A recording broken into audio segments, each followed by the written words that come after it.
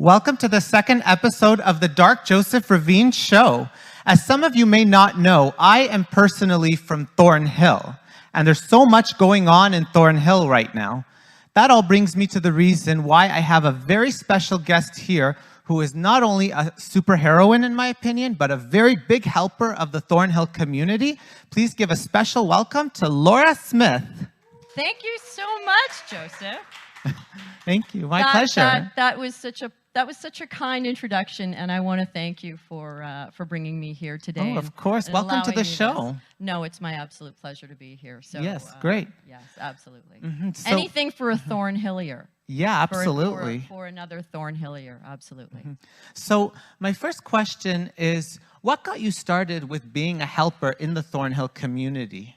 That is a massive question, and I think, like a lot of people in Thornhill, we're very involved in everything. I've always talked about Thornhill as a community that makes something from nothing. We see an opportunity, we see an experience that should happen, we see a place where we can help, and we literally create something from nothing. And there's so many organizations like that, and you probably know so many of them as well. We have incredible not-for-profits that do literally God's work, like Rena and Danny and Kayla's.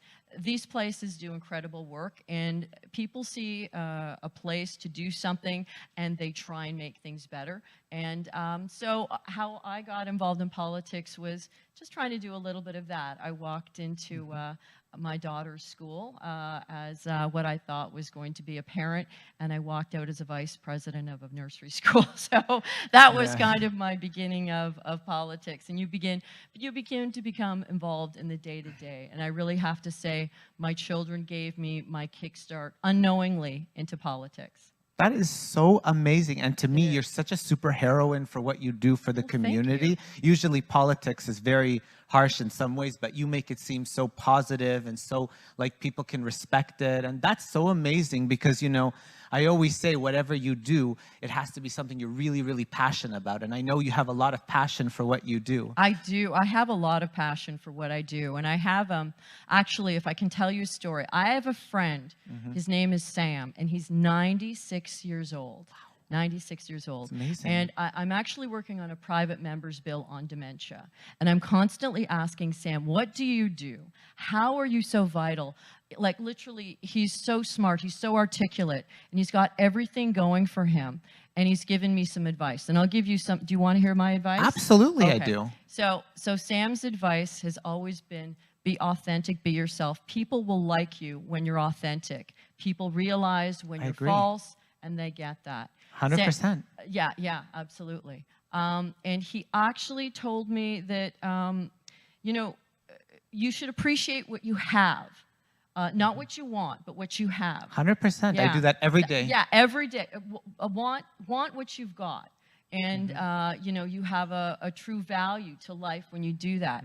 And he always says to me, when you see an opportunity to do some good, and you can, try and do it. So Absolutely. That's kind of where that's kind of where I started, and I hope I will end, because I always want people. It's a calling, and they say that men run into politics, women get asked, and they get asked, and they get asked again. Yeah. And and so that was my condition, and so I'm just trying to extend. My son always says, you're just trying to spin your volunteer work into a full-time position, and I guess I've effectively done that. Yeah, and that's actually amazing as well. I also know that you also are very passionate about helping the youth and helping our future generation become better as well. As you probably aren't aware, I don't know if I ever told you, I was actually bullied as a child, and I suffered a lot of, mistreatment from students, from teachers, and, they didn't really understand me very well in the things that I was going through in my life at the time. And I always like to believe that a little understanding and understanding a background story and where people come from and why people are behaving the way they are due to a background story, something that happened in their life that triggered that, can come a very long way. So do you believe that the school system should get people to understand background stories, to find out ways how they can possibly help children become happier and to realize how to take their life to the next level in a way that all the negativity can go from their life and become happier and things like that? It's actually really interesting that you bring that subject up, because right now there's something called Bill 98 where it makes the school boards a little more accountable. It also provides for another thing that's been brought in recently is care for children. Children have access, when they're in schools, they have access to certain assistance, and they're extending that, even mental health assistance throughout the year, which is so important, because I think, getting back to my original story, which was literally walking into a nursery school with my daughter, I became involved because I wanted to give her the best opportunity. And I felt, as a parent, nobody knows your child better than a parent. 100%. I have a PhD in both of my children, and Great. so when you can advocate for your child, I do. When you have the ability to really see what your child needs and advocate for them, you're stronger because of it. You're a stronger family, and you're hopefully creating a stronger future community member, which I hope I've done with my own children.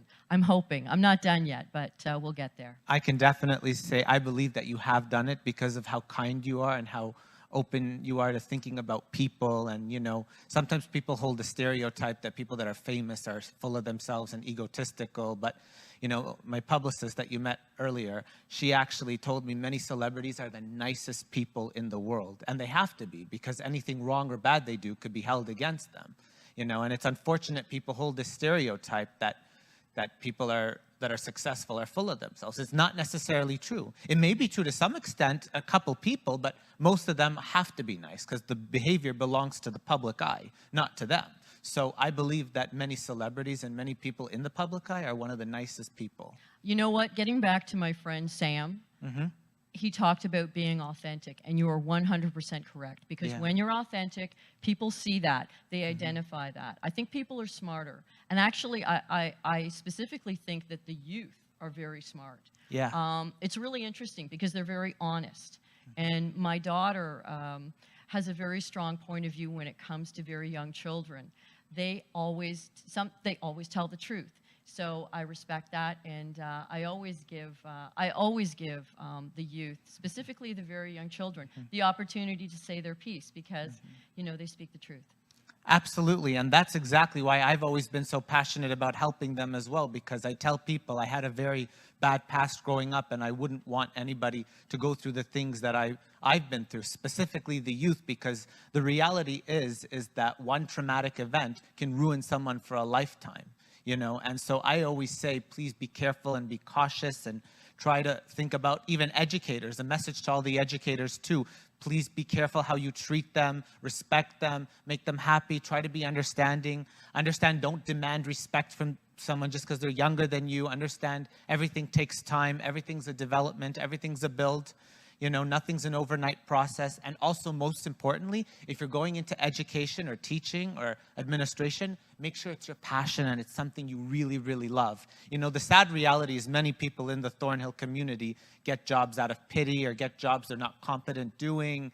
And it's a sad reality because, I always say, whatever profession you go into, you got to do it with all your heart, with all your soul, like if you weren't even being paid. Celebrities actually say, love something so much, like if you weren't being paid for it. That is, and you truly have to love what you're doing. But you know what? Getting back to your point about people in Thornhill, I disagree. I think we are so hardworking in Thornhill. I tour businesses and restaurants and all kinds of startup companies on a regular basis. And they all work so hard. And they not only work so hard for today, but they're working hard for the next community of people that are coming. And they're constantly asking me what they can do so that they can expand. So, you know what? We have nothing but a booming group of industries in Thornhill, biotechnical. We all know that Thornhill is the food capital of Canada, in my opinion. That's wonderful. Would you agree with that? Yeah, for sure. And you know what? You just filled me with the ray of hope that there is people who really are into positive changes and people that, who are into this, maybe because I've grown up with so much negativity all my life. That's why I thought that people aren't receiving jobs for the right reasons. But now I see how much you really fill people with this ray of hope. There is good people. Don't think the worst. Believe me, there's good people. And that's what I love about what you do. And I'm You're so very thankful kind. for You're coming so here. kind. You know, and you know what? Just to reiterate for anyone watching, I'm a director with a sports club, and it's always been our motto: when you see something, say something. Yes. Because you know what? That is so important. So many kids don't. We talked about the truth of children, and I think that it's important that they always have a voice. Exactly, because that's the whole point about helping the youth. Everybody wants to be understood. I always say, if you agree with this, a little understanding can come such a long way and make a huge difference. Well, speaking of youth, I think our entire office, and I'm looking at my chief right now in the audience, we're all, other than myself, we are all under 28. Yes? Yeah. So the youth keeps us ticking. They also have the stamina to keep moving, which is really important for a person. My ankle just cracked. It's so okay, don't worry. no, but I'm talking about my age. So you know what? You need young people to keep you young. So 100%. I appreciate the youth injection that happens in our office, because it's very important, because I need that energy to come back at me so I can continue to move forward in a fast way, because otherwise I'm just going to slow down. And that's, speaking to my dementia bill, you always want to keep moving. You always want to keep your mind moving. 100%. And that's also what I'm all about. I don't like to harp on the past. I always want to keep moving forward, because you never know what new adventures lie ahead. And so that's what I always encourage everybody to do. We're on a new adventure right now. Yeah, forget the past, move on with the future, because you never know what amazing things you can come by. I think that's a very positive thing. But, and my friend Sam would also agree with you. You're in the present, always live for the present. Yes. But my father always said, be mindful of what happened before you, because that's a learning experience. Absolutely. Everything you acquire, even the mistakes, are always going to benefit you and help you with the next move you make, because making mistakes are actually a good thing. They teach you for the future, and they teach you to move forward in a positive way. Well, what can I say, Laura? You are amazing. I'm so thankful for you to be on my show, and I hope that only the future lies good things for you. Folks, thank you so much for joining us. We hope to see you on the next episode of the Dark Joseph Ravine Show. Until then, stay tuned. Bye for now.